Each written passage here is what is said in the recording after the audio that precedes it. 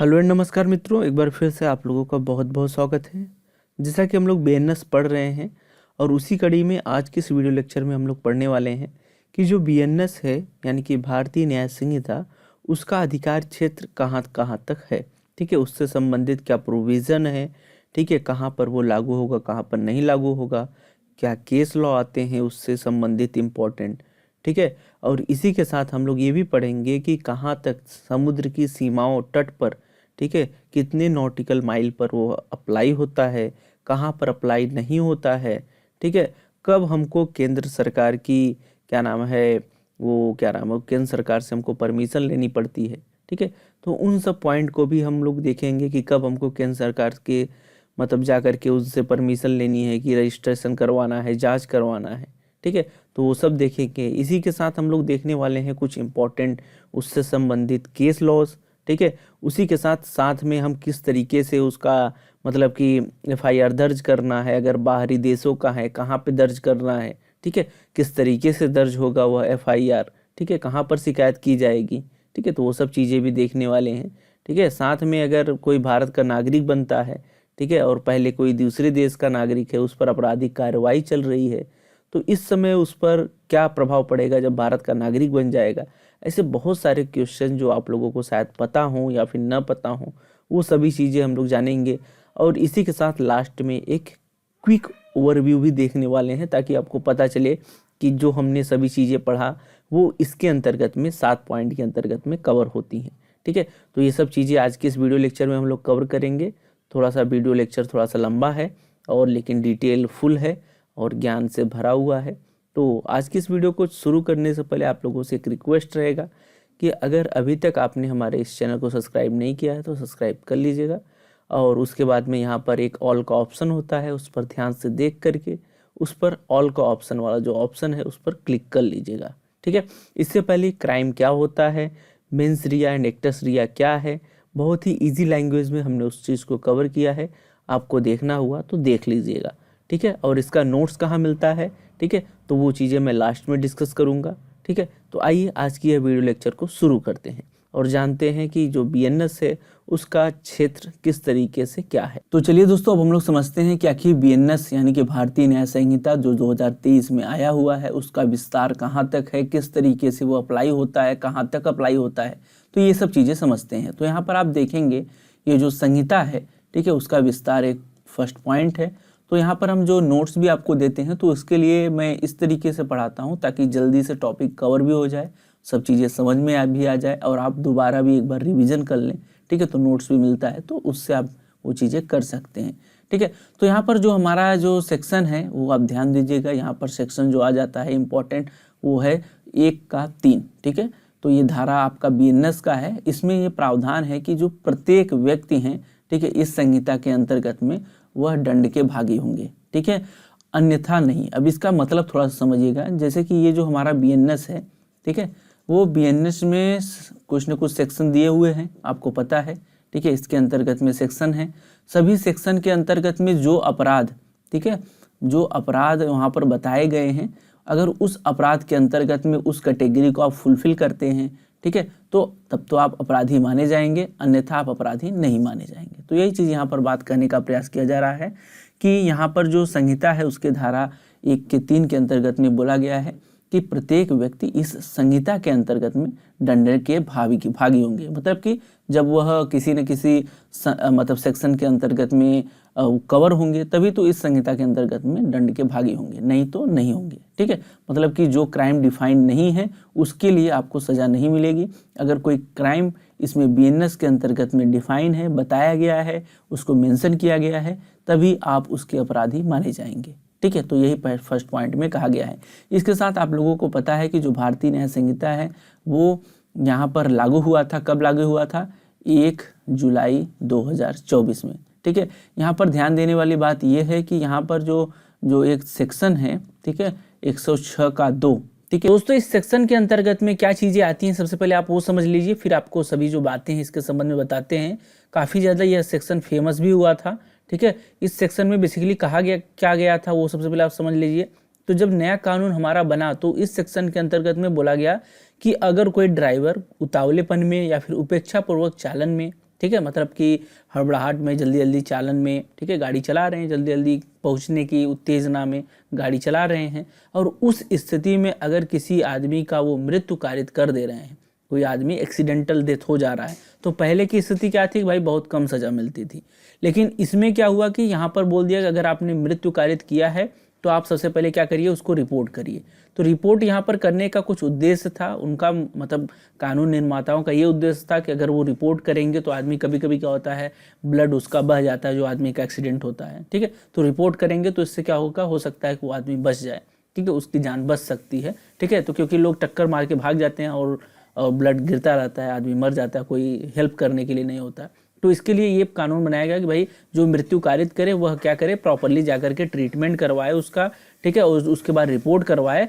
और अगर वो भागता है, ये सब चीज़ें नहीं करता है, वो भाग जाता है, तो उसको 10 साल की यहाँ पर सज़ा मिलेगी। तो काफ़ी ज़्यादा इसको स्ट्रिक्टली अप्लाई किया गया था। तो इसको लेकर के ट्रक वालों ने, आपको पता होगा कि इस पर विरोध किया था बहुत सारे लोगों ने, और बोला कि अगर हम रुक जाएंगे यहाँ पर, अगर हम रुक जाते हैं मृत्यु कारित करने के बाद किसी की, तो क्या होगा कि लोग हमको वैसे ही मार डालेंगे, ठीक है। तो हमको भी वहाँ पर लोगों का जो गुस्सा है, जो एग्रेसनेस है, उससे हम बच नहीं पाएंगे, हम भी उनके, क्या नाम है, वो आदमी मरा ही है, हम भी उसके साथ में मर जाएंगे, ठीक है। तो उनका ऐसा मत था। तो इसके लिए काफ़ी ज़्यादा विरोध हुआ था। ट्रक क्या है, पूरी तरीके से भारत में बंद हो गया था। आप लोगों को भी ये न्यूज़ मिला होगा।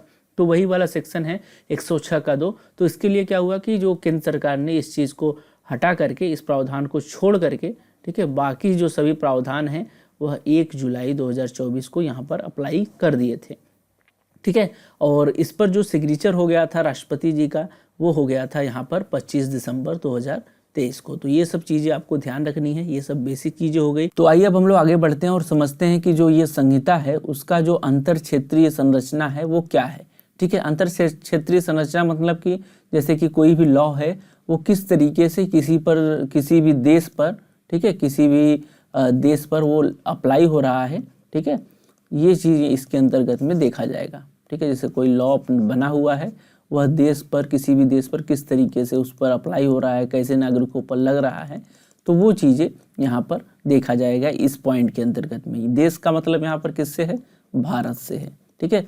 तो ये जो BNS है वो भारत पर किस तरीके से अप्लाई हो रहा है, वो चीज़ इस पॉइंट के अंतर्गत हम लोग देखेंगे, ठीक है। एक जो सामान्य नियम है, ठीक है, उसके रूप में जो वैधानिक कानून होते हैं वो हमेशा अंतर क्षेत्रीय होते हैं। इसका मतलब आपको समझ में आ रहा होगा कि जैसे कि जितने भी कानून बने हैं, ठीक है, मान लीजिए भारत कोई भी कानून बना रहा है, चाहे वह पर्यावरण संरक्षण अधिनियम हो गया, चाहे वह एविडेंस एक्ट हो गया, चाहे वह क्या नाम है CRPC हो गया, CPC हो गया, तमाम ऐसे एक्ट हैं, ठीक है, स्पेशल रिलीफ एक्ट हो गया। तो बहुत सारे जो भी ये एक्ट बने हुए हैं वह ज़्यादातर अपने देश के, ठीक है, अपने देश के लोगों को, ठीक है, गवर्न करने के लिए ये जो भी एक्ट है, जो भी कानून है वो बनाए जाते हैं। तो वही चीज़ ये बोल रहा है कि क्या नाम है, जो भी सामान्यतः जो कानून बनते हैं वह इसीलिए बनते हैं कि भाई जो अपने देश के लोग हैं, जो अंतर क्षेत्रीय लोग हैं, उनके ऊपर हम किस तरीके से इसको अप्लाई करेंगे, उनके को कैसे गवर्न करना है, तो उनको ध्यान में रख करके ये चीज़ें बनाई जाती है।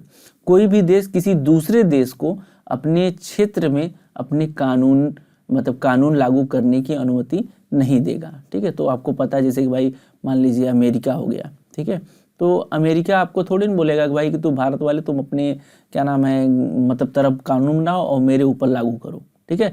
तो इस तरीके की चीज़ें हैं, ठीक है, जैसे कि अमेरिका हो गया, ठीक है, रूस हो गया, ठीक। तो ये सब आपको ये थोड़ी बोलेंगे कि भारत तुम कानून बनाओ मेरे ऊपर लागू करो, ठीक है, ठीक है। तो वही चीज़ है कि कहने का मतलब यही है कि कोई भी देश दूसरे देश के ऊपर कानून ऐसा लगाने की अनुमति नहीं देता है। जो लोग भी कानून बनाते हैं अपने लिए बनाते हैं, अपने देश के लोगों के लिए बनाते हैं, और वो उन्हीं के ऊपर वो चीज़ें अप्लाई करते हैं, ठीक है। जो यहाँ पर जो धारा है 1 का 3 संहिता के अंतर्गत में, वह अंतर क्षेत्रीय प्रोविजन का प्रावधान करती है। तो अंतर क्षेत्रीय मैंने बताया कि अंदर के लोगों को, भारत के लोगों को किस तरीके से उनके ऊपर अप्लाई होगा, तो ये चीज़ इसके अंतर्गत बताया गया है। यदि कोई व्यक्ति भारत के क्षेत्र में संहिता का उल्लंघन करता है तो उससे संहिता के अंतर्गत में दंडनीय किया जाएगा। तो ये चीज़ आपको समझ में आ रहा होगा कि भाई अगर कोई भारत के अंतर्गत में कोई भी प्रावधान का वायलेशन करेगा, प्रावधान कौन सा, प्रावधान वो जो कि BNS के अंतर्गत में बताया गया है, जो BNS के अंतर्गत में पॉइंट आउट किया गया है, जो भी सेक्शन के अंतर्गत में, ठीक है। तो ये सब का किसी का भी कोई भी आदमी उल्लंघन करेगा किसी भी एक धारा का कोई भी उल्लंघन करेगा तो उसको अपराधी माना जाएगा और उसको यहाँ पर दंडित किया जाएगा। ठीक है, तो वही बात है, ध्यान दीजिएगा इन सब पॉइंट को और एक बार फिर से वीडियो लेक्चर देखने के बाद में नोट्स को जरूर पढ़ेगा। आइए चलते हैं, आगे बढ़ते हैं और समझते हैं कि जो धारा 3 में क्या क्या कुछ इंपॉर्टेंट पॉइंट कहा गया है। ठीक है, तो ये अभी तक हमने जो ऊपर से सभी चीज़ें पढ़ा है वह एक बेसिक अंडरस्टैंडिंग मात्र है। अब हम लोग इसके अंदर गहराई में चलने का प्रयास कर रहे हैं कि भाई धारा 1 के 3 में क्या चीज़ें कही गई हैं। ठीक है, तो ये जो धारा 1 का 3 है BNS का, इसमें एक शब्द है प्रत्येक व्यक्ति। ठीक है, प्रत्येक व्यक्ति, आप इसको जब पढ़ेंगे इसके सेक्शन को, इसमें एक व्यक्ति मतलब चीज़ आती है, प्रत्येक व्यक्ति एक शब्द आता है। ठीक है, यह जो शब्द है, ठीक है, यह जो शब्द है इसका प्रयोग किया गया है, इसका अर्थ होता है जाति, पंथ, राष्ट्रीयता, लिंग, धर्म, पद आदि। ठीक है, कुछ भी हो, ठीक है, ये सब कुछ भी हो, ये जो चीज़ आप देख रहे हैं हाईलाइट में, ये सब कुछ भी हो न्यायालय के अधिकार क्षेत्र के अधीन होगा। ठीक है, इस धारा के अंतर्गत प्रत्येक व्यक्ति शब्द का अर्थ भारत के नागरिक के साथ साथ गैर नागरिकों पर भी होता है। ठीक है, मतलब भारत के नागरिक तो इसके अंतर्गत में आएंगे ही। ठीक है, जो गैर नागरिक हैं, गैर नागरिक मतलब कि जो विदेशी हैं, ठीक है, जो विदेशी हैं वो सब भी इसके अंतर्गत में कवर होते हैं। ठीक है, तो अभी आपने समझा कि 1 के 3 के अंतर्गत में प्रत्येक व्यक्ति जैसे शब्द का प्रयोग किया गया है और इसका अर्थ क्या होता है। इसका अर्थ होता है कोई भी जाति, धर्म, लिंग इस सब से हो सकता है और इसके अंतर्गत नागरिक और गैर नागरिक दोनों चीज़ें इंक्लूड होती हैं। यानी कि ये जो 1 का 3 है वह इन सब के ऊपर तो अप्लाई होगा ही होगा, साथ में नागरिक और विदेशियों के ऊपर भी अप्लाई होगा। ठीक है, अभी आगे हम सब लोग मतलब लास्ट में एक मतलब ओवरव्यू भी लेंगे, तो उससे आपको सब चीज़ क्लियर हो जाएगा। अभी आप इस चीज़ को समझते रहिए बस। ठीक है, आगे बढ़ते हैं। यहाँ पर जो केस है उसको देखिए, इस केस में क्या कहा गया है, केस का नाम देखिए, उसके बाद में यहाँ पर पूरा केस का नाम यहाँ तक है। ठीक है, ये केस का नाम है मुबारिक अली अहमद बनाम बॉम्बे राज। ठीक है, और इस केस में बोला गया है सर्वोच्च न्यायालय ने, ठीक है, यह चीज़ स्पष्ट किया है कि प्रत्येक व्यक्ति जो वाक्यांश है उसका अर्थ यही चीज़ राष्ट्रीयता, निष्ठा, पद, जाति, धर्म, लिंग। ठीक है, तो ये चीज़ जो ऊपर आपने चीज़ें पढ़ी वह इस केस से निकल के आई थी। ठीक है, इसी के साथ इसमें कुछ और भी चीज़ें कही गई है, वो भी आप देख लीजिए। इस धारा को बिना किसी अपवाद के प्रत्येक व्यक्ति को समझने के रूप में समझा जाना चाहिए। ठीक है, तो इस केस में कहा गया था कि भाई इसका कोई अपवाद नहीं होगा और प्रत्येक व्यक्ति पर समान रूप से लागू होगा, सिवाय ऐसे लोगों को छोड़कर जिन्हें संवैधानिक, ठीक है, तो अपवाद हमेशा होता है, तो ये चीज़ है जिन्हें संवैधानिक किसी अन्य वैधानिक प्रावधान के अंतर्गत में आपराधिक कार्यवाही से विशेष छूट दी जाती है। ठीक है, तो वही चीज़ है कि अगर किसी को छूट मिला है संविधान के अंतर्गत में तो उसको छोड़ करके बाकी सभी चीज़ें प्रत्येक व्यक्ति के अंतर्गत में कवर होंगे। ठीक है, तो संवैधानिक छूट किसे मिला हुआ है, तो आप लोगों को पता होगा कि जो राष्ट्रपति है, ठीक है, उसको संवैधानिक छूट मिला हुआ है कि जब तक वह पद पे है तो उसके ऊपर कोई भी कार्यवाही, कोई भी केस मुकदमा, ये सब चीज़ें नहीं होता है। साथ में जो गवर्नर होता है, ठीक है, तो ये राष्ट्रपति के नीचे आता है, तो उसके ऊपर भी कोई भी चीज़ें, ये सब चीज़ें नहीं होती हैं। ठीक है, तो ये चीज़ें आपको ध्यान में रखनी होगी जब आप संविधान पढ़ेंगे, तो ये सब चीज़ें उसके अंतर्गत में बताई गई है कि संविधान के अंतर्गत में इन सब लोगों के ऊपर जो कार्यवाही है, ठीक है, जब तक वह पद पे हैं उस समय तक नहीं होती है। ठीक है, राष्ट्रपति, गवर्नर। ठीक है, तो चलिए आगे बढ़ते हैं और समझते हैं कि जो व्यक्ति है और उसको कहाँ पे डिफाइन किया गया है। इसके अलावा जो व्यक्ति है इसके अंतर्गत में और क्या क्या चीज़ें आती हैं, तो यहाँ पर जो हमारा धारा 2 का 26 है, इसके अंतर्गत में व्यक्तियों को यहाँ पर परिभाषित किया गया है और इसके अंतर्गत में कंपनी, संघ, व्यक्तियों का निगम, निकाय, ये सब चीज़ें भी यहाँ पर शामिल किया गया है। तो देख रहे हैं व्यक्ति का दायरा कितना बढ़ता चला जा रहा है। वहाँ पर जो 1 का 3 है उसके अंतर्गत केवल व्यक्ति को बताया गया है और लेकिन उसका जो दायरा है कितना बढ़ता चला गया। ठीक है, उसके अंतर्गत कितने लोग आ गए केवल संवैधानिक पद को छोड़ते हुए। ठीक है, तो आप ध्यान दीजिए, व्यक्ति के अंतर्गत में कंपनी, निकाय, ये कॉरपोरेशन, ठीक है, ये सब चीज़ें भी इसके अंतर्गत में कवर हो रही हैं। ठीक है, और उसके बाद में धारा 1 के 3 में भारत के भीतर अंतर्व्यक्ति संहिता के अंतर्गत में अंतर क्षेत्रीय संरचना को इंगित करता है। तो वही चीज़ मैंने बताया कि भाई इसको छोड़ करके क्या नाम है, संवैधानिक पद वाले जो लोग हैं उनको छोड़ करके बाकी सभी लोग व्यक्ति के अंतर्गत में कवर हो रहे हैं। तो कितना व्यक्ति का दायरा बड़ा है वो चीज़ें आप देख सकते हैं, और जितना इसका दायरा बड़ा है उतने लोगों के ऊपर यह अप्लाई होगा। ठीक है, आइए अगले पॉइंट की तरफ बढ़ते हैं। अभी आपने मोटा मोटा जिस्ट समझा कि क्या चीज़ें उसके अंतर्गत में लिखी गई हैं। ठीक है, संहिता का क्षेत्रीय और अंतर क्षेत्रीय अनुप्रयोग। ठीक है, यह एक तरीके का कॉन्सेप्ट है, ये जो आप देख रहे हैं यह एक तरीके का कॉन्सेप्ट है, जिसके अंतर्गत में ये कहा जाता है कि अपराध क्षेत्रीय आधार पर तय होता है। जैसे कि कोई आदमी है, ठीक है, और इसका किसी ने यहाँ पर मर्डर कर दिया, ठीक है, यहाँ पर किसी ने हत्या कर दिया, ठीक है, मान लीजिए यह इलाका था, क्या नाम है, मध्य प्रदेश का, ठीक है, ठीक है, तो यहाँ पर जो केस दर्ज होगा वो कहाँ पर होगा, मध्य प्रदेश में होगा।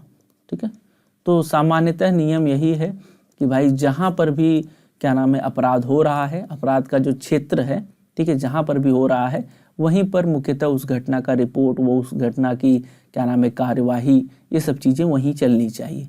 आगे पढ़ेंगे और भी सब चीज़ें क्लियर होगी।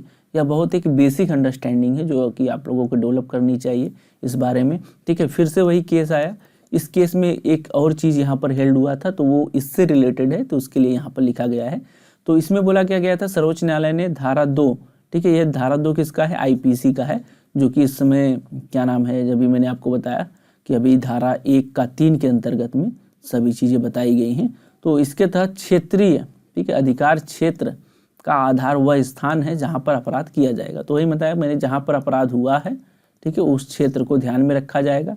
ठीक है, और वहीं पर उसका अधिकार क्षेत्र होगा, वहीं पर केस मुकदमा चलेगा, वहीं पर सब चीज़ें होंगी। ठीक है, तो यहाँ पर कुछ चीज़ें उन्होंने इस केस के अंतर्गत में बोला कि अपराधी की शारीरिक उपस्थिति महत्वहीन है। ठीक है, मतलब कि अपराधी की जो शारीरिक, मतलब कि आदमी है, उपस्थित था उस समय कि नहीं था, उससे लेना देना नहीं है। ठीक है, जैसे कि आदमी जो मर्डर करने वाला है, ठीक है, इस आदमी का मान लीजिए मर्डर हुआ है, ये जो आदमी आपको दिख रहा है इसका मर्डर हुआ है, और किसने किया है, इसने किया है। ठीक है, इस आदमी ने किया है, ये कितना दूर है, ये कितना दूर है। ठीक है, तो ये बोल रहे हैं इस केस के अंतर्गत में, यही चीज़ें बोल रहे हैं कि जो ये अपराधी की उपस्थिति, ये नहीं देखा जाएगा कि इसने यहाँ से आकर के यहाँ पर अपराध किया, ठीक है, यहाँ पर उसने कैसे अपराध किया, ये सब चीज़ें नहीं देखा जाएगा। देखा ये जाएगा कि भाई वो अपराध कहाँ पर घटित हुआ है। ठीक है, तो उपस्थिति नहीं देखा जाएगा। बहुत सारे लोग टेक्नोलॉजी के माध्यम से अलग अलग तरीके से फ्रॉड कर लेते हैं। ठीक है, तो वो अपराध बेसिकली कहाँ हुआ है ये चीज़ें देखी जाएगी। ठीक है, उसकी शारीरिक उपस्थिति नहीं देखी जाएगी अपराधी की। यहाँ पर लिखा है अपराधी की जो शारीरिक उपस्थिति है ये महत्वहीन है, मतलब लॉजिकलेस है। ठीक है, तो वही चीज़ इसके अंतर्गत में कही गई है। आगे बढ़ते हैं, दूसरा पॉइंट में उन्होंने कहा था कि यदि अपराध के सभी तत्व, ठीक है, अपराध के जो सभी तत्व हैं, जो कि हमने पिछले वीडियो में देखा था, आप लोगों ने नहीं देखा है तो देख लीजिएगा, जो सभी तत्व हैं किसी देश की नगर पालिका सीमा के भीतर होते हैं। ठीक है, मतलब कि भारत ये मान लीजिए देश है, इसी के अंतर्गत में सभी चीज़ें हो रही हैं। ठीक है, तो आरोपी उत्तरदायी होगा, भले ही वह अपराध के समय शारीरिक रूप से अनुपस्थित रहा हो या फिर ना रहा हो। ठीक है, मतलब कि भारत का यहाँ पर मतलब नागरिक है, और क्या नाम है, भारत का नागरिक है, उसके बाद में कहीं दूसरे जगह से वह अपराध कर रहा है, ठीक है, तब पर भी वह उत्तरदायी होगा। तो यही चीज़ इसके अंतर्गत में कहा गया है कि यदि अपराध सभी तत्व, ठीक है, किसी देश की नगर पालिका सीमा के भीतर होते हैं तो आरोपी उत्तरदायी होगा, भले ही वह अपराध के समय में शारीरिक रूप से अनुपस्थित रहा हो। ठीक है, तो वही मैं बताया कि भाई आजकल ऑनलाइन माध्यम से एक आदमी बैठ करके कहाँ से कहाँ पर अपराध कर देता है। ठीक है, तो वही चीज़ें को कवर करने का यहाँ पर प्रयास किया जा रहा है कि जो शारीरिक उपस्थिति है उसको यहाँ पर नहीं देखा जाता है। इम्पॉर्टेंट ये है कि अपराध कहाँ पे हुआ है, किस जगह पे हुआ है, वो चीज़ यहाँ पर देखने का प्रयास किया जाता है। उसी चीज़ को ध्यान में रख करके अपराध हुआ है नहीं हुआ है इस चीज़ को तय किया जाता है। ठीक है, कोई भी व्यक्ति जो, अगले पॉइंट में, कोई भी व्यक्ति जो भारत के बाहर से अपराध करता है लेकिन भारत के क्षेत्र में उसका प्रभाव पड़ता है, ठीक है, मतलब भारत के बाहर से वो अपराध कर रहा है और लेकिन भारत के ऊपर उसका क्या नाम है इफेक्ट पड़ रहा है, तो भारत के क्षेत्र में अपराध करने वाला कहा जाएगा। तो वही मैं बताया कि भाई आदमी बैठ करके, मान लीजिए ये आदमी मान लीजिए विदेश से कहीं से, ठीक है, उसके बाद में एक ये बैंक अकाउंट है, ठीक है, ये बैंक मान लीजिए है, अब इसको बैंक बना देते हैं, इसको क्या कर ले रहा है, हैक कर ले रहा है।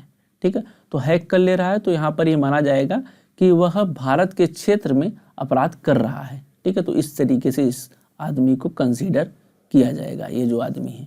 ठीक है, और इस पर केस मुकदमा इस तरीके से किया जा सकता है। ठीक है, अपराध के समय भारत में आरोपी की व्यक्तिगत उपस्थिति आवश्यक नहीं है। तो वही बात बार बार मैंने पॉइंट में थोड़ा सा बना दिया है। ठीक है, तो इस चीज़ को आप इग्नोर कर सकते हैं। ठीक है, वही चीज़ है, व्यक्तिगत उपस्थिति की आवश्यकता नहीं है, आप इसको समझ लीजिए। और चलिए आगे बढ़ते हैं और देखते हैं प्रादेशिक समुद्र पर अधिकार क्षेत्र। मतलब कि अगर समुद्र क्षेत्र में अगर कोई मर्डर हो रहा है तो कहाँ पर भारत की मतलब कि भारत का क्षेत्र कहाँ तक होगा, कहाँ तक नहीं होगा, तो वो सब चीज़ें इसके अंतर्गत में देखने को मिलेगी। थोड़ा सा पेन चेंज कर ले रहे हैं। चलिए आगे बढ़ते हैं। जैसे कि क्या होता है, बहुत टाइम जो मर्डर होते हैं, जो क्राइम होते हैं, वो समुद्र क्षेत्र में हो जाते हैं। तो ये जो ग्राफ है वो आपको बताएगा किस तरीके से क्या चीज़ें होंगी। इसके अंतर्गत मुख्यतः आपको ये 1 2 3 4 पॉइंट है और इन्हीं 4 पॉइंट के अंतर्गत में सब चीज़ें कवर हो जाती हैं। पहला आप देख लीजिए, जो भारतीय प्रादेशिक जल उचित आधार रेखा से 12 समुद्री मील, ठीक है, जिसको इंग्लिश में बोलते हैं 12 नॉटिकल माइल, ठीक है, यानी कि किलोमीटर में अगर इसको आप देखेंगे तो 22.2 किलोमीटर की दूरी तक समुद्र में फैला हुआ है। ठीक है, अभी मैं समझा दूंगा ये क्या चीज़ें बोलने का प्रयास कर रहा है। उसके बाद में अंतर्राष्ट्रीय कानून के अनुसार, ठीक है, राज्यों के पास अपने प्रादेशिक समुद्र तट पर पूर्ण संप्रभुत्व होता है। तो ये जो दोनों पॉइंट है वो एक ही है बेसिकली। आइए इसको समझते हैं। ठीक है, तो क्या है, जैसे कि यहाँ पर ट्रीटी हुआ है कि भाई जो हर एक देश है उसकी एक सीमाएं होंगी। ठीक है, तो वो सीमा के अंतर्गत 12 नॉटिकल माइल, जो यही हमने बोला कि जो 22.2 किमी यानी कि किलोमीटर, इतना उन लोगों को अपने क्षेत्र से, ठीक है, मान लीजिए अगर मैं भारत का नक्शा यहाँ पर बना दूँ, ठीक है, बन तो नहीं पाएगा मुझसे, एक नॉर्मली मैं इसे बना दे रहा हूँ। ठीक है, मान लीजिए इस तरीके से भारत का नक्शा है। तो यहाँ पर जो उसका क्षेत्र खत्म हो रहा है, ये जो बगल में जहाँ पर उसका क्षेत्र खत्म हो रहा है, वहाँ से ले करके कितना किलोमीटर, 22.2 किलोमीटर तक, ठीक है, किलोमीटर तक उसका जो भी क्षेत्र है वो माना जाएगा। ठीक है, तो इसके अंतर्गत में अगर कोई अपराध हो रहा है तो यह किसके अंतर्गत में आएगा, उस देश के संबंध में आएगा जिसकी यहाँ पर सीमा सटी हुई है। ठीक है, जिस देश की सीमा यहाँ पर सटी हुई है। ठीक है, इसमें भी देख लेंगे, ये जो ग्राफ इसमें है इसके लिए भी हमने यहाँ पर इसको रखा है। अगला पॉइंट देख लीजिए तो साथ में उन सभी को समझ लेंगे। ठीक है, अगला पॉइंट ये है कि इस सीमा के भीतर किए गए अपराधों को भारत क्षेत्र में अपराध किया गया है उसको माना जाएगा। तो वही मैंने बताया कि भाई 12 नॉटिकल माइल के अंतर्गत में कोई अपराध हुआ है तो वो माना जाएगा कि भारत के अंतर्गत में अपराध हुआ है, या फिर जिस सीमा से सटा होगा वो अपराध का एरिया, ठीक है, जिस नॉटिकल माइल से सटा होगा, जिसका क्षेत्र समीप होगा, उससे मतलब ये बनाएंगे कि भाई कितना दूर है किससे। ठीक है, 12 नॉटिकल माइल जिसके अंतर्गत में आ जाएगा, जिसके क्षेत्र में आएगा, उसके अंतर्गत में वो अपराध हुआ माना जाएगा। यहाँ पर एक और है हाई सी। ठीक है, हाई सी एक तरीके का कॉन्सेप्ट है, अभी मैं ऊपर दिखाता हूँ। ठीक है, तो इसके अंतर्गत में यह संप्रभु का विस्तार नहीं होता है, यहाँ पर मतलब किसी का अधिकार क्षेत्र नहीं होता है, लेकिन देश अपने अधिकार क्षेत्र प्रादेशिक जल से परे भी विकसित कर सकते हैं। वो अपना विकसित करना चाहे तो कर सकते हैं, लेकिन नहीं होता है। ठीक है, तो यहाँ पर एक केस भी है, केस को भी हम लोग देख लेंगे। सबसे पहले इन सब कॉन्सेप्ट को समझते हैं। ठीक है, तो यहाँ पर आप देख लीजिए, यहाँ पर ये जो लैंड है, ठीक है, तो मैंने वो मान लीजिए इसके इधर आप समझ लीजिए, यहाँ पर इसके इधर है भारत। ठीक है, तो यहाँ से 12 नॉटिकल माइल यहाँ पर लिखा हुआ है, आप देख लीजिए, यहाँ पर 12 नॉटिकल माइल्स। ठीक है, 12 नॉटिकल माइल जिसको किलोमीटर में आप कन्वर्ट करेंगे तो ये हो जाता है 22.2 किलोमीटर। ठीक है, तो ये जो है यहाँ तक जो अधिकार क्षेत्र होगा वो भारत का होगा। यानी कि अगर मान लीजिए किसी ने यहाँ पर मर्डर कर दिया तो ये देखेगा कौन, भारत। यहाँ पर हुआ कुछ अपराध, देखेगा भारत। ठीक है, तो यहाँ तक जो भी चीज़ें हैं वो कौन देखेगा, भारत। लेकिन इसके अगर बाहर कोई भी चीज़ हो गया, ठीक है, अगर यहाँ से लेकर यहाँ तक मतलब कि 200 नॉटिकल माइल तक, ठीक है, अगला जो एरिया है वो 200 नॉटिकल माइल तक देखा जाता है। तो इसके अगर बाहर से, ठीक है, 200 नॉटिकल माइल तक मान लीजिए अगर कोई अपराध इसके यहाँ पर हो रहा है, ठीक है, तो ये भारत के अधिकार क्षेत्र में नहीं आएगा। ठीक है, तो इसमें क्या होगा कि जिस तरीके से ट्रीटी हुआ है, जिस तरीके से यहाँ पर क्या नाम है लोगों का समझौता है, ठीक है, लोगों का यहाँ पर सबका अधिकार बेसिकली क्षेत्र होता है, और क्या नाम है यहाँ पर और जो भी देश हैं, ठीक है, तो उनके हिसाब से यहाँ पर निर्णय लिए जाएंगे। ठीक है, इसके बाद यहाँ पर अगर देखा जाएगा 200 के बाद में यहाँ पर आता है हाई सी। एक मिनट, यहाँ पर हम यहाँ पर, ठीक है, ये आता है हाई सी। तो इसके इधर भी जो भारत का दायरा होता है तो वो नहीं होता है। ठीक है, यहाँ पर जो भारत का दायरा होता है वो भी नहीं होता है। ऐसे सब देश का है, ऐसे केवल भारत का नहीं है। ये क्या नाम है, ट्रीटी के माध्यम से तय होता है। ठीक है, तो इधर का भी इधर का भी यहाँ तक। ठीक है, तो बेसिकली 12 नॉटिकल माइल तक ज़्यादातर जो भी अपराध हैं वो देखे जाते हैं कि भाई 12 नॉटिकल माइल के अंदर हुआ है, बाहर हुआ है। तो अगर अंदर हुआ है तब तो उसी के अंतर्गत कवर होगा। अगर बाहर हुआ है तो यहाँ पर क्या नाम है, जिस देश के साथ में बॉर्डर सटा हुआ है उसके साथ में देखेंगे, जैसा ट्रीटी है उसके हिसाब से फिर समझेंगे। ठीक है, अगर हाई सी में हुआ है तो अंतर्राष्ट्रीय के माध्यम से, जो इंटरनेशनल कोर्ट है, इन सब के माध्यम से जो प्रॉब्लम है उसको सॉल्व करने का प्रयास किया जाता है। ठीक है, और यही पर था कि भाई यहाँ पर जो मतलब यही जो पॉइंट था यहाँ पर हाई सी, ठीक है, यही वाला जो पॉइंट था, ठीक है, यही है कि भाई यहाँ पर क्या नाम है, विस्तार नहीं होता, लेकिन देश अपने क्षेत्र को प्रादेशिक जल से परे भी विस्तार कर सकते हैं। ठीक है, तो वो हैंडल करना चाहे तो कर सकते हैं, लेकिन उनका अधिकार क्षेत्र नहीं होता है। बेसिकली वो हैंडल करने के लिए अपना लॉ बना कर सकते हैं, भाई अगर यहाँ पर कोई भी चीज़ अगर होती है तो उसको कैसे हैंडल करेंगे, कैसे डील करेंगे, ऐसा अपना मतलब अंदर बना सकते हैं, लेकिन अप्लाई नहीं कर सकते क्योंकि वहाँ पर उनका अधिकार क्षेत्र नहीं है। ठीक है, तो ये सब इंटरनेशनल ट्रीटी से गवर्न होता है। तो आइए आगे बढ़ते हैं। तो आपने समझ लिया कि भाई 12 नॉटिकल माइल तक अगर कोई भी अपराध हो रहा है तब तो कवर होगा। और यहाँ पर बट इसका एक एक्सेप्शन है। एक जो केस था यहाँ पर इटली गणराज्य बनाम, ठीक है, भारत संघ, ये जो केस था इसके अंतर्गत में यहाँ पर कोर्ट ने, सर्वोच्च न्यायालय ने यह हेल्ड किया था कि जो भारतीय न्याय संहिता BNS है और जो भारतीय न्यायिक यानी कि BNSS, ठीक है, जिसे को पहले IPC और CRPC बोलते थे, ठीक है, भारत के समीपवर्ती क्षेत्र में 24 समुद्री मील यानी कि 24 नॉटिकल माइल तक यहाँ पर लागू होगा। जो यहाँ पर क्या नाम है, यहाँ पर जो यहाँ 12 तक अप्लाई हो रहा था तो उनको इस केस में बोला गया कि भाई 24 तक अप्लाई होगा। 24 तक किस लिए अप्लाई होगा, क्योंकि जो एरिया है वो समीपवर्ती क्षेत्र है। ठीक है, समीपवर्ती अगर क्षेत्र का एरिया है तो वहाँ पर 24 क्या नाम है नॉटिकल माइल तक अप्लाई होगा। तो इस केस में ये चीज़ें हेल्ड हुआ था, तो ये चीज़ें ध्यान रखिएगा। ठीक है, कभी कभी एग्जाम में पूछ लिया जाता है इसके लिए। ठीक है, तो चलिए आगे बढ़ते हैं। एक और भी इम्पॉर्टेंट कॉन्सेप्ट है कि भाई जो अगर आपने अभी तक क्या नाम है कंपनी मतलब पढ़ा है, कंपनी का एक्ट 2013 वाला, तो उसके अंतर्गत में बोला गया है कि जो कंपनी होता है एक आर्टिफिशियल पर्सन होता है। ठीक है, मतलब कि मानव निर्मित कोई एक व्यक्ति होता है। तो इसके द्वारा अगर कोई भी अपराध हो रहा है तो उसका किस तरीके से दायित्व होगा, तो ये जो पॉइंट है वो आपको बताएगी। ठीक है, तो कंपनी का उत्तरदायित्व यहाँ पर क्या नाम है केस के माध्यम से समझेंगे तो एग्जाम्पल भी कम लगेगा और कुछ चीज़ें बेहतर आपको पता चलेगी। तो इसके अंतर्गत में आप ये देखिए केस, इसके अंतर्गत में बोला गया है कि किसी निगम, ठीक है, कोई भी निगम है या फिर कोई कंपनी है, उसका दायित्व तब तक उत्पन्न होगा जब उसके कारोबार के दौरान कोई भी अपराध हुआ है।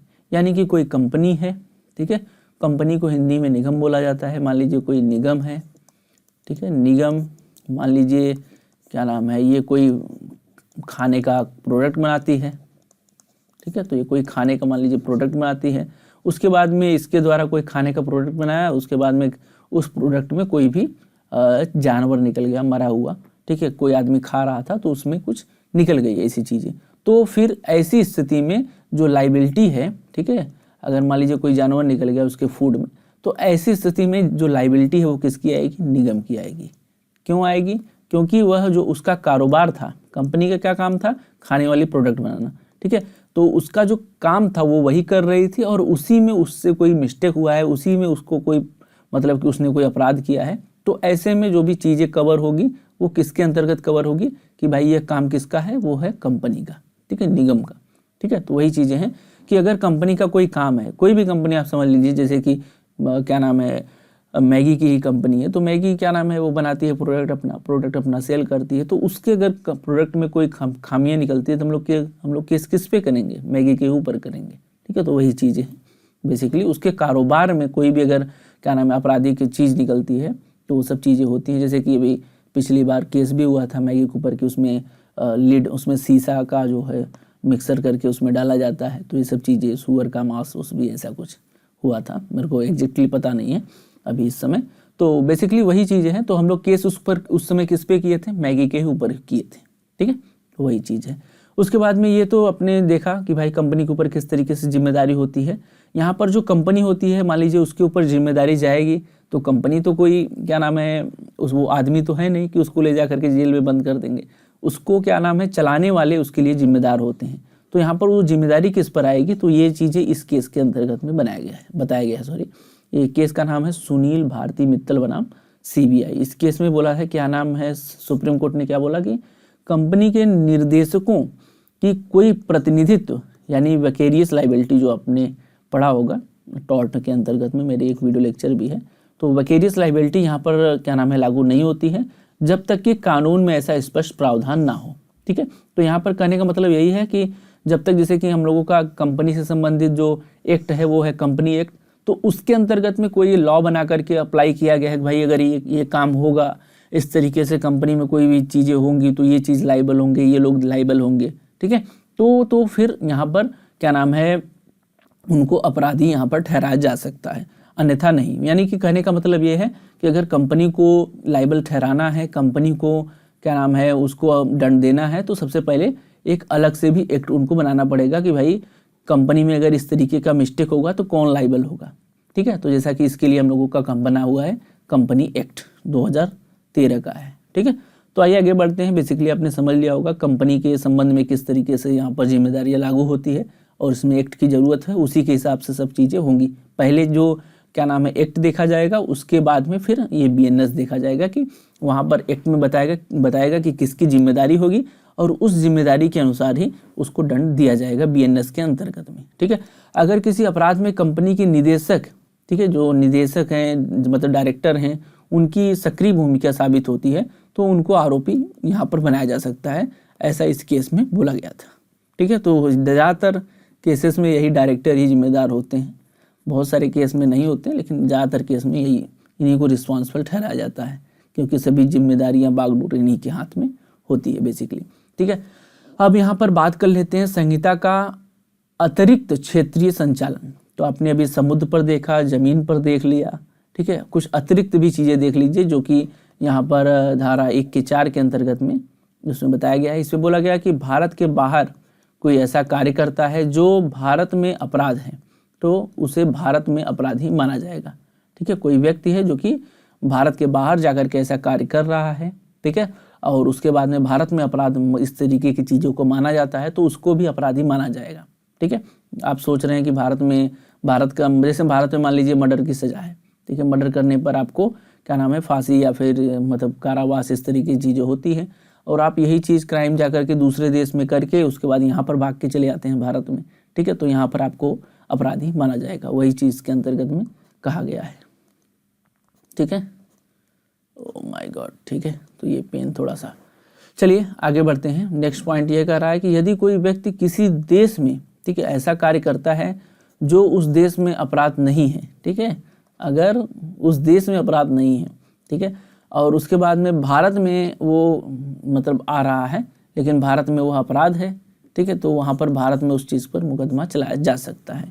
मान लीजिए छोटा छोटा एक एग्जांपल ले लेते हैं कि जैसे कि भारत में है कि भाई एक हिंदू सिंगल शादी कर सकता है, ठीक है, और ये आदमी क्या करता है विदेश चला जाता है, विदेश जा करके 3 शादी कर लेता है, ठीक है, तो ये चीज़ जो आदमी है वो फिर यहाँ पर क्राइम कर रहा है। अगर वो भारत में रिटर्न आता है तो उसको यहाँ पर सज़ा दिया जा सकता है। तो चलिए आगे बढ़ते हैं, और ये जो शर्तें हैं वह उसी से रिलेटेड हैं पॉइंट, ठीक है। ये जो शर्त वाला पॉइंट है वो यही है कि अगर कोई आदमी क्या नाम है भारत के बाहर जा कर के कोई अपराध कर रहा है, ठीक है, लेकिन वहाँ पर अपराध नहीं है लेकिन भारत में अपराध है तो उसको भी यहाँ पर अपराधी माना जाएगा, ठीक है। तो वही बेसिकली जिस्ट है जो कि मैं आपने ऊपर अभी समझा, तो एक बार इसको भी आप देख लीजिएगा नोट्स से।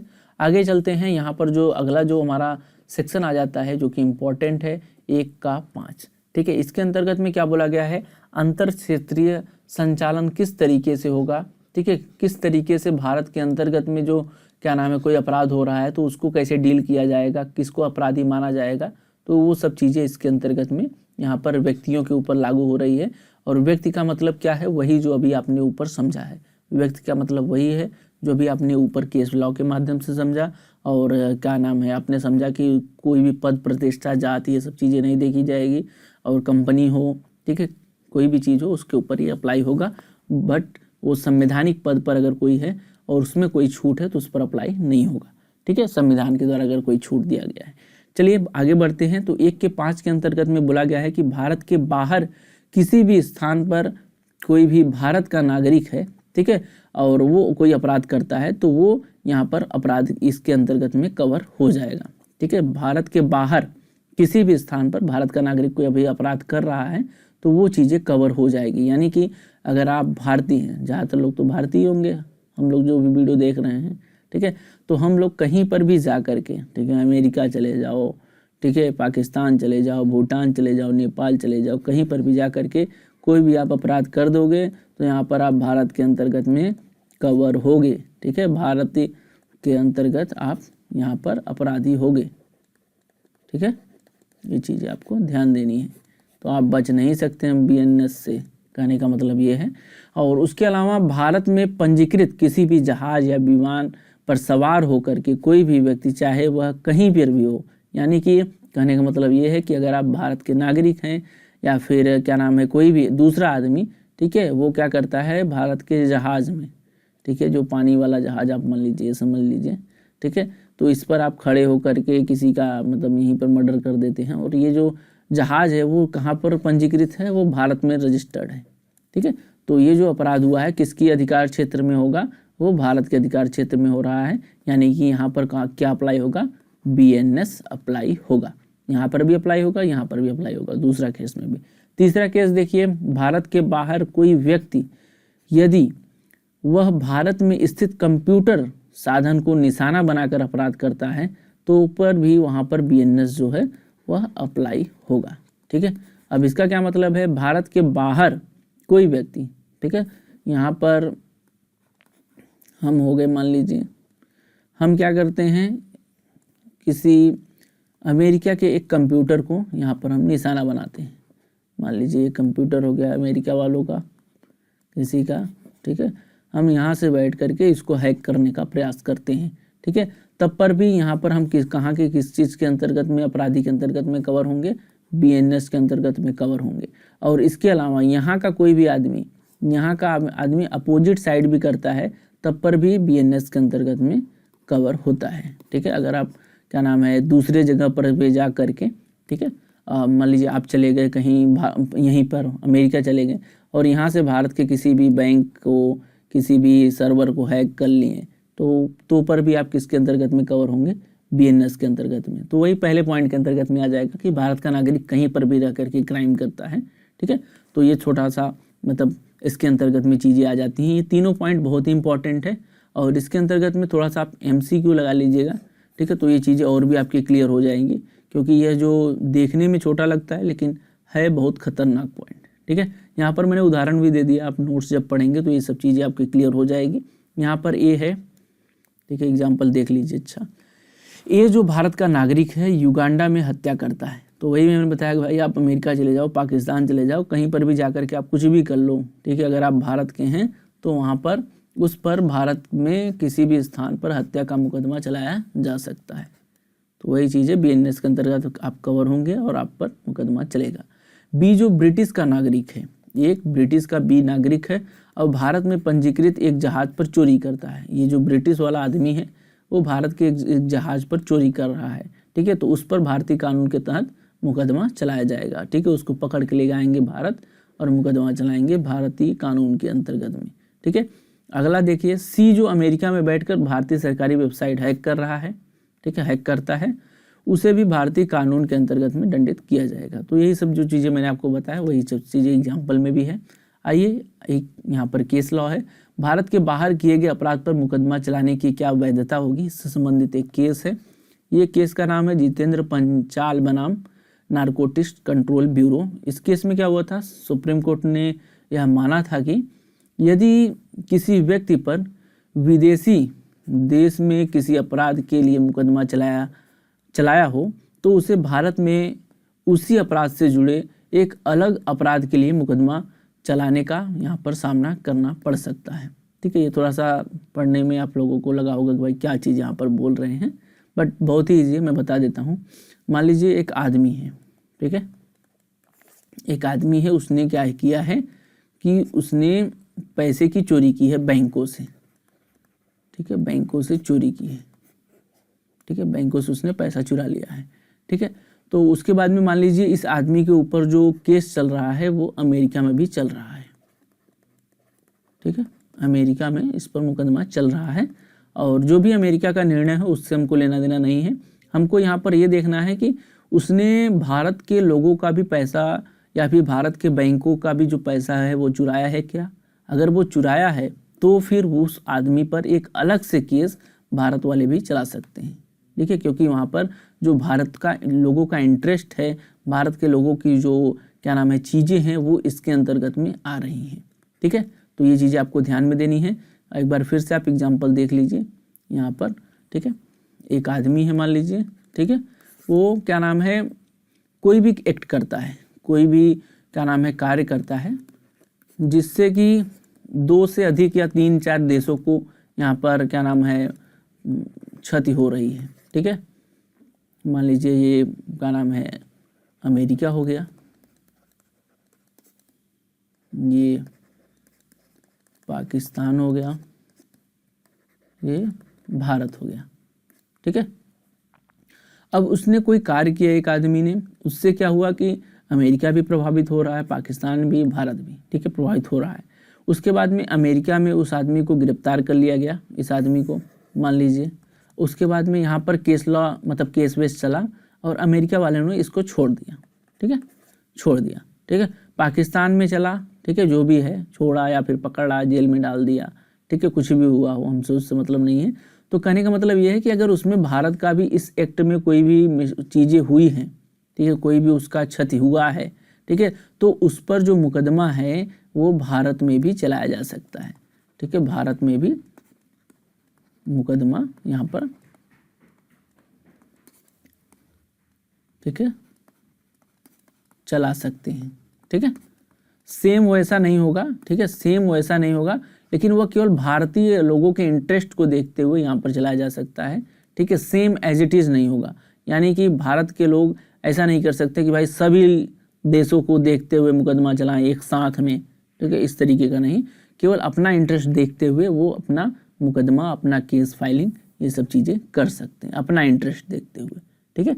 और इसके बाद में क्योंकि सेम अगर देखेंगे, यही बात है, अगर वो पूरा देख लेंगे, सभी का देख लेंगे, तो वो उसके बाद में वो मुकदमा नहीं चला सकते, क्योंकि मान लीजिए सेम अगर देख लेंगे तो वो डबल जियो पार्टी के अंतर्गत में, दोहरे खतरे के अंतर्गत में चीज़ें आ जाती हैं। दोहरे खतरे का मतलब कि एक आदमी को क्या नाम है 2 बार सज़ा नहीं दिया जा सकता। आपने क्या नाम है यहाँ पर उसमें पढ़ा होगा संविधान में, ठीक है, कि एक आदमी को एक ही कृत्य के लिए 2 बार सज़ा नहीं दिया जा सकता। लेकिन वही जो उसका अपराध है उसको कई पार्ट में बांट करके फिर सज़ा दिया जा सकता है। जैसे कि मान लीजिए ये आदमी एक बार यहाँ पर चोरी किया है, ठीक है, उसके बाद में यहाँ पर उसने कोई मर्डर कर दिया है, ठीक है, और उसमें यहाँ पर रेप कर दिया है, ठीक है। तो अलग अलग देशों में अलग अलग चीज़ के लिए जो केस है वो चलाया जा सकता है। जहाँ के लोगों के लिए चोरी के लिए इफेक्ट किया है वहाँ के लोगों के लिए वो चोरी के लिए अपना चला सकते हैं, और जहाँ के देश के लोगों के लिए वो मर्डर के लिए इफेक्ट किया है, जहाँ पर उसने मर्डर किया है वहाँ के लोग उस पर मर्डर का मुकदमा चला सकते हैं, और जहाँ के लोग रेप के लिए और जहाँ पर भी किया है, जहाँ के लोग इफेक्टेड हैं, ठीक है, मतलब जहाँ पर किया होगा बेसिकली, तो वहाँ के लोग रेप का मुकदमा चला सकते हैं उस देश को लोग। तो वही चीज़ है, लेकिन यही सब एक साथ में मिल करके, ठीक है, कोई एक देश नहीं चला सकता, ठीक है, कोई एक देश चलाना चाहे नहीं चला सकता, क्योंकि फिर वो डबल जियो पार्टी में आ जाएगा, क्योंकि यहाँ पर उसको चोरी की सज़ा किसी और देश के माध्यम से दिया जाएगा, यहाँ पर भी किया होगा, मर्डर जहाँ पर भी किया होगा उसके अंतर्गत में उसको दिया ही जाएगा, रेप जहाँ पर किया होगा उसको दिया ही जाएगा। तो बेसिकली वही चीज़ है, जो पार्ट जिससे संबंधित है उससे वो अपना चीज़ें वो कर सकते हैं, ठीक है। और ये भी ध्यान दिया जाएगा कि डबल उसको सज़ा ना मिले, ये सब चीज़ें वो सब फैक्ट के आधार पर बेसिकली देखा जाएगा। बाकी आपने बेसिक जो अंडरस्टैंडिंग है वो आपने समझ ली है। तो अभी तक आपने मोटा मोटा जो बेसिक अंडरस्टैंडिंग है वो आपने समझ लिया होगा। अब हम लोग समझते हैं कि भाई अगर कोई अपराध होता है तो किस तरीके से यहाँ पर शिकायत दर्ज होगी, क्या क्या स्टेप होगा, उसको थोड़ा समझिएगा, ठीक है। तो यहाँ पर मान लीजिए भारत के बाहर कोई अपराध हो रहा है, अंदर का तो आप लोगों को पता है, FIR दर्ज कराओ, मामला निपटाओ, ठीक है, यही सब चीज़ें हैं। और कोई बाहर हो रहा है तो किस तरीके से शिकायत दर्ज करना है, क्या चीज़ें होंगी, ये सब चीज़ें देख लेते हैं। तो यहाँ पर एक केस है जो कि ये सब चीज़ें बताता है। इस केस में बोला गया था कि भाई अगर कोई पीड़ित है, ठीक है, वो भारत में किसी भी सक्षम न्यायालय में जा कर के वो केस दर्ज करा सकता है, जिसको भी प्रॉब्लम हुई होगी, ठीक है। किसी भी आदमी से, कोई भी विदेशी आदमी है, उससे अगर किसी को भी प्रॉब्लम है तो वो किसी भी कोर्ट में, किसी भी न्यायालय में जा कर के अपना जो भी शिकायत है वो दर्ज करा सकते हैं। वो किस केस में केवल बोला गया है, ये इस केस में बोला गया है। सेकंड पॉइंट देखिए, यहाँ पर जो सुविधा है वो पीड़ित का देखा जाएगा, ठीक है, आरोपी का नहीं देखा जाएगा। यानी कि वो केस कहाँ पर दर्ज होगा, जहाँ पर वो पीड़ित है, पीड़ित आदमी जहाँ से वो बिलोंग कर रहा होगा, जहाँ पर वह होगा, ठीक है, उसकी सुविधा के अनुसार उसके नियरेस्ट कोर्ट में वो अपना शिकायत दर्ज करा सकता है। यह आवश्यक नहीं है कि पीड़ित यह बताए कि आरोपी किस स्थान पर पाया जा सकता है, ये सब जरूरी नहीं है। वो जो भी उसके साथ चीज़ें घटना हुई है उस चीज़ का वो शिकायत दर्ज करा सकती है। वो कहाँ मिलेगा नहीं मिलेगा इससे कोई मतलब नहीं है, ठीक है। सिर्फ यह आरोप लगाना पर्याप्त है कि आरोपी भारत में पाया जा सकता है, बस इतना चीज़ें इनफ है, ठीक है। तो इन सब एलिमेंट को ध्यान में रखते हुए आप किसी भी न्यायालय में क्या नाम है शिकायत किया जा सकता है।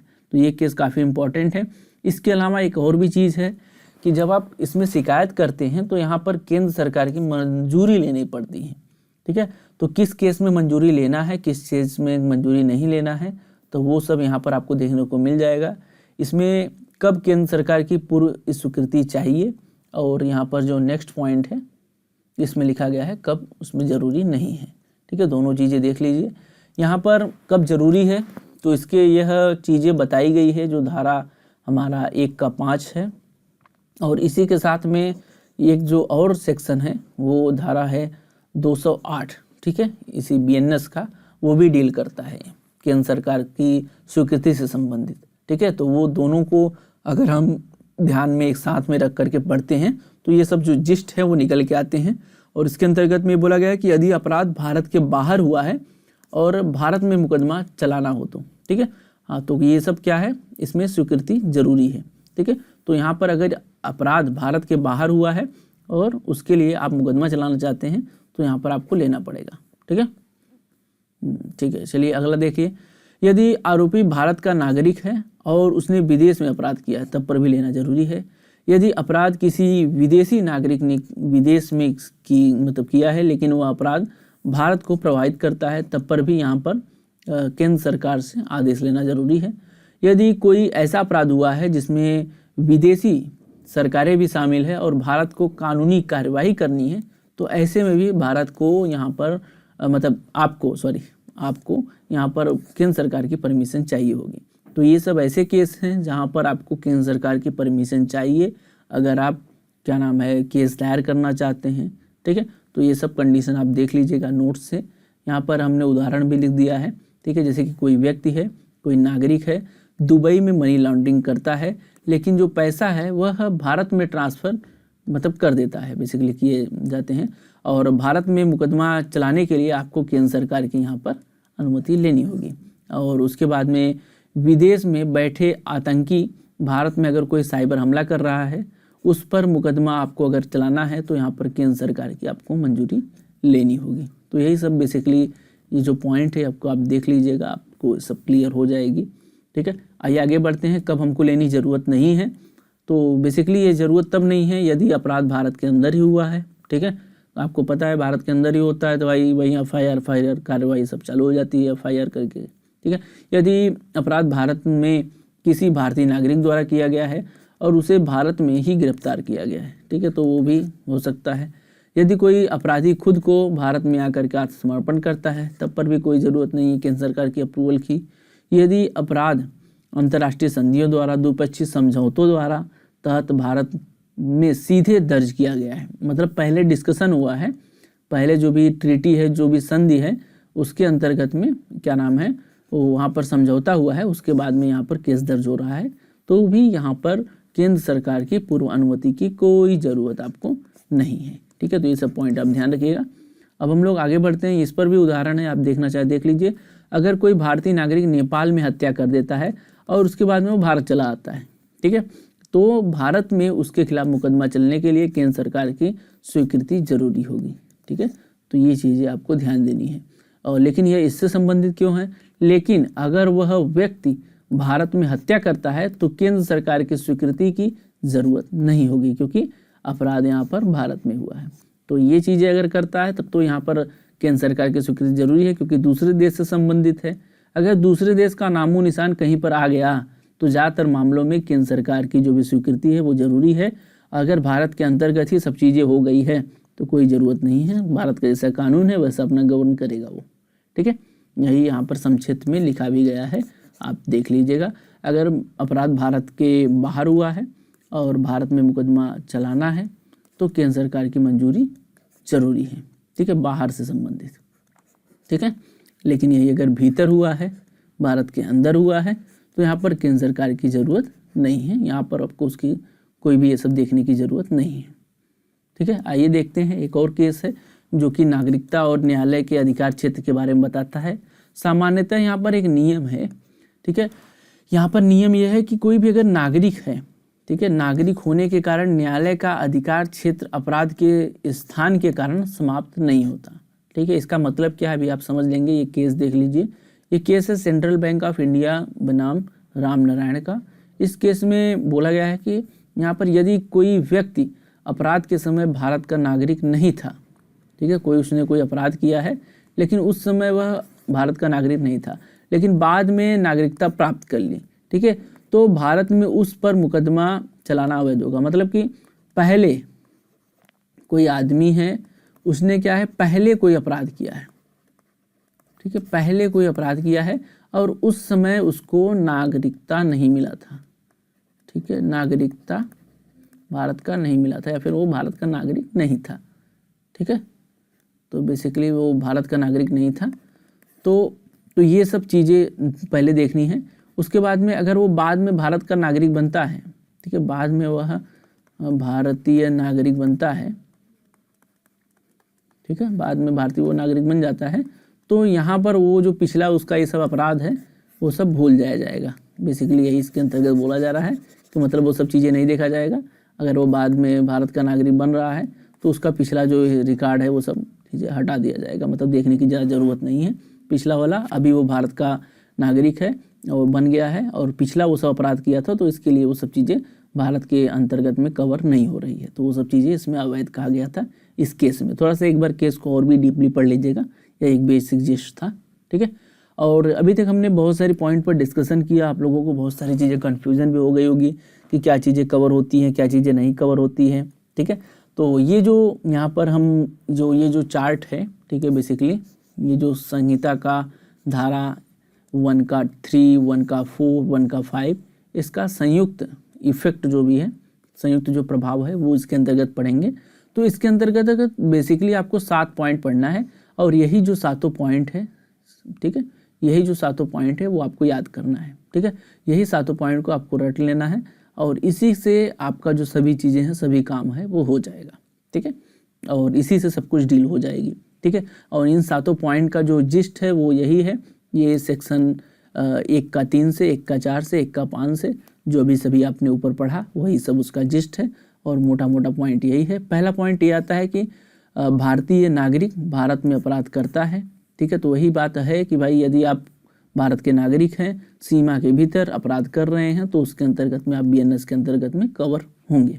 ठीक है, तो इसके अंतर्गत में जितने भी पॉइंट लिखे हैं वो सब चीज़ें कवर होती हैं। ठीक है, अगर कोई विदेशी नागरिक है, भारत में अपराध करता है तो वो भी कवर होगा। ठीक है, दूसरा पॉइंट हो गया। चलिए अगला देखिए फटाफट। कोई भारतीय नागरिक या विदेशी भारत में आकर अपराध करता है और उसके बाद में फिर विदेश भाग जाता है, तब पर भी वो कवर होगा। यदि कोई व्यक्ति चाहे भारतीय हो या विदेशी भारत में अपराध करने के बाद में विदेश भाग जाता है तो उसे भारत में दंडित किया जा सकता है। और प्रत्यर्पण एक तरीके का एक ट्रीटी है, उसके अंतर्गत में क्या होता है, वो अपराधी को दूसरे देश से बुलाया जाता है अपने देश में। ठीक है, जिसके देश में क्या नाम है अपराध हुआ होता है, तो ये प्रत्यर्पण के दर्पण से, ठीक है, एक ट्रीटी है, उसके अंतर्गत में ये चीज़ें उनको अपराधी को बुला करके उसके बाद में सज़ा देने का प्रयास किया जाता है। ठीक है, अगला देखिए, भारत के प्रादेशिक जल क्षेत्र में, ठीक है, प्रवेश करने वाले विदेशी जहाज पर किया गया अपराध। तो वही जो 12 नॉटिकल माइल वाला मैंने आपको बताया था कि अगर 12 नॉटिकल माइल के अंतर्गत में आप कवर हो रहे हैं तो वहाँ पर पूरी तरीके से भारतीय वो है, क्या नाम है उसका, विशेषाधिकार है और आप इसके अंतर्गत में कवर होंगे भारतीय न्याय संहिता के अंतर्गत में। ठीक है, अगला देखिए 5वां पॉइंट, भारतीय नागरिक, ठीक है, जिसने भारत से बाहर अपराध किया है, तो भारत का नागरिक है, कहीं पर भी अपराध करे तो वहाँ पर BNS तो लागू होना ही होना है। ये मैंने एक छोटा सा सिंपल सा टिक आपको बता दिया। चलिए आगे बढ़िए। भारतीय नागरिक या विदेशी जो भारत में पंजीकृत किसी जहाज या विमान पर अपराध करता है, तो ये भी चीज़ आपने पढ़ ली कि अगर कोई विमान है जो पंजीकृत है बाहर भारत में, ठीक है, विमान के अंतर्गत में यहाँ पर सभी चीज़ें आ जाती हैं, जहाज हो विमान हो, ठीक है, कोई अपराध करता है तो यहाँ पर भारतीय न्याय संहिता उस पर लागू होगी, जहाज या विमान विश्व में कहीं पर भी स्थित हो। ठीक है, तो बेसिक चीज़ें भी लिखी हुई हैं।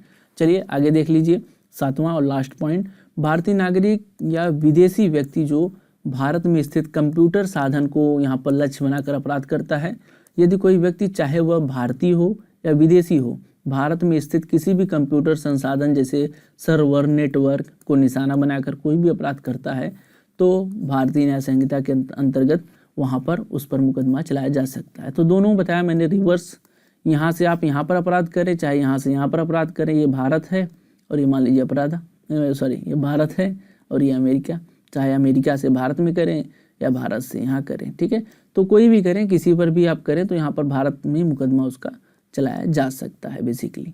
ठीक है, तो वही चीज़ें इसके अंतर्गत में बोला गया है, यदि कोई व्यक्ति चाहे वह भारतीय हो या फिर विदेशी हो, भारत में स्थित कंप्यूटर साधन या फिर जैसे नेटवर्क सर्वर आदि को निशाना बनाकर कोई अपराध करता है तो भारतीय दंड संहिता के अंतर्गत में उस पर मुकदमा चलाया जा सकता है, लेकिन इसमें केंद्र सरकार का अप्रूवल लगेगा अगर वह विदेशी के अंतर्गत में आता है तो।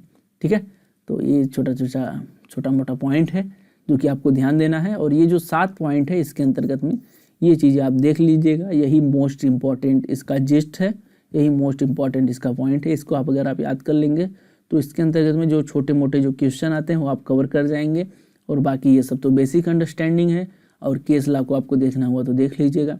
तो आई होप आपके आज की इस वीडियो में आप लोगों को सभी चीज़ें समझ में आ गई होंगी, और जो भारत की क्षेत्र सीमा है, कहाँ पर BNS अप्लाई होगा, कहाँ पर नहीं अप्लाई होगा, वो सब चीज़ें आपको समझ में आ गई होंगी।